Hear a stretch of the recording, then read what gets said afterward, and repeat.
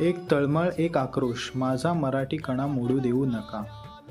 माझ्या मराठी बांधवांनो, आज अंतःकरण पिळवटून गेले. रडू कोसळते पण अश्रू पुसायला हक्काचा हात उरला नाही. ऐकलत का? ज्या शुक्ला नावाच्या माणसाची हिंमत, तो उघडपणे म्हणतोय सोलापूर, कोल्हापूर आणि महाराष्ट्राच्या कानाकोपऱ्यातून आलेल्या मराठी मुलांना नोकऱ्या देणार नाही. अरे हे काय ऐकतो आपण? ज्या महाराष्ट्राच्या मातीत आम्ही जन्मलो तिथेच आमची ही अवस्था. हे धाडस, ही मजुरी त्यांच्यात आली कुठून? याचं उत्तर सरळ आहे. सत्तेची मस्ती आणि भाजपचा आश्रय. जे लोक कधी काळी पोट भरायला रिकाम्या हाताने इथे आले होते, आज तेच आपल्या ताटात माती कालवतात.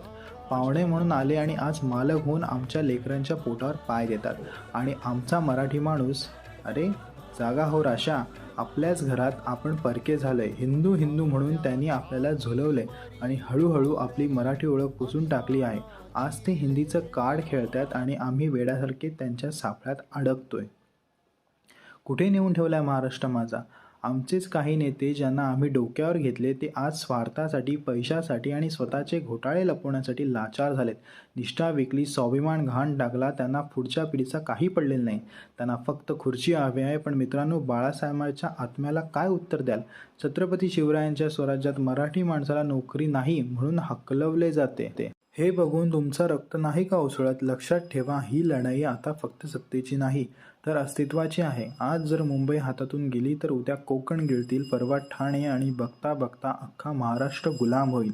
आपल्या पुढच्या पिढीला मुंबईत यायला विजा लागेल ही काय अशी भीती वाटते. ही शेवटची साथ आणि शेवटची संधी. डोळ्यावरची पट्टी काढा. क्षणभरांच्या फायद्यासाठी, दारू पैशासाठी आपली मायभूमी विकू नका.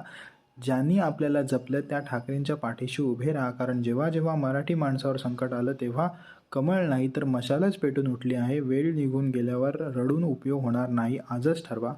आपल्या लेकरा बाळांच्या भविष्यासाठी, मुंबई वाचवण्यासाठी आणि महाराष्ट्राचा स्वाभिमान टिकवण्यासाठी पर्याय फक्त एकच, ठाकरे.